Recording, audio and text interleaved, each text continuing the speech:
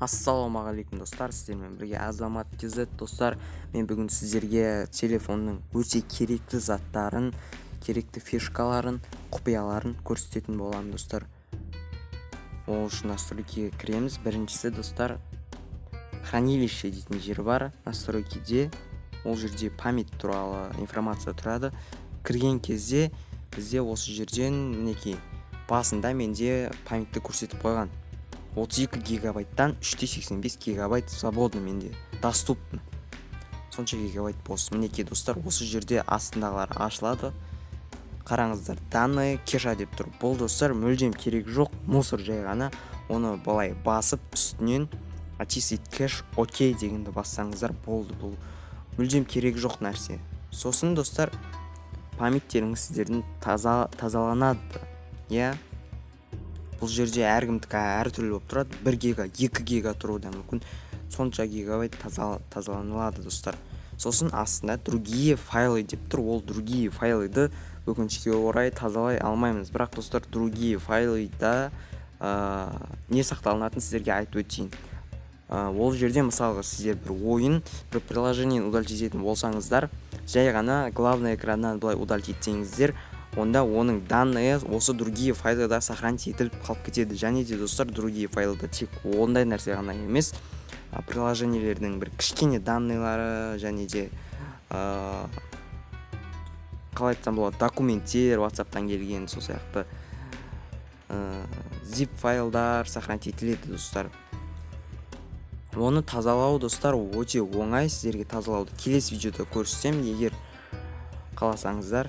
Мінекей достар, версия ядра дегенді басып тұрсақ, бізде екінші фишка осындай нәрсе ашылады. Бұл жерден достар ақпарат көре аласыздар. Мінекей және настройкидан осы жерде бір өзімізге бір керек нәрсе болса, мысалға соны өзгерте аламыз достар. Бұл да керемет керекті фишка достар. Мінекей қазір тағы да мен сіздерге бір нәрсені көрсетемін. Осы жерден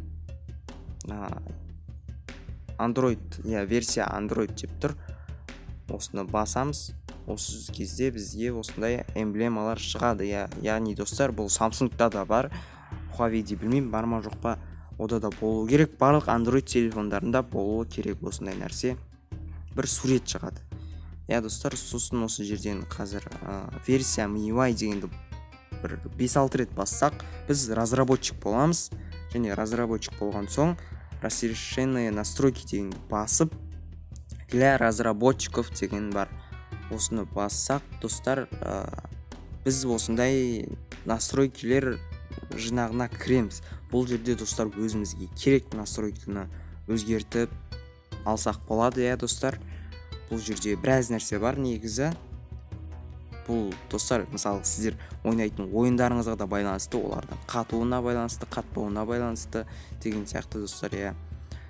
Көп нәрсеге байланысты ол жердегі заттар жалпы. Мінекей достар, сіздерге тағы да бір фишканы көрсетейін. Оны көбісі біледі достар.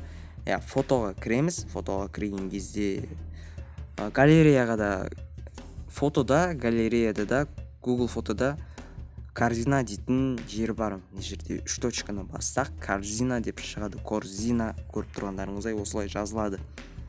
Соның бассаңыздар достар, сол жерде менде ничего нет деп тұр. Сіздерде болуы мүмкін.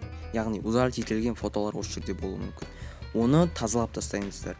Олар да память алады. Және достар, сіздерге тағы да бір нәрсе көрсетейін. Камераға кіреміз. Камераға кірген кезде мына жерден 3 точканы басамыз. Басқан кезде бұл жерде біраз функциялар бар. Бұны барлығы біледі. Настройкиді басамыз. Настройкиден осы жерден мысалға качествоны өзгертсек болады. Бұны да достар барлығы біледі. Мен сіздерге бұны ғана айтайын деп тұрған жоқпын. Көп адамдарда камерасының качествосы нашар болады. Сол түсірілген суреттің качествосын көтеру үшін бізге Remini дейтін приложение керек болады достар. Осы приложениені тартып алсаңыздар болады.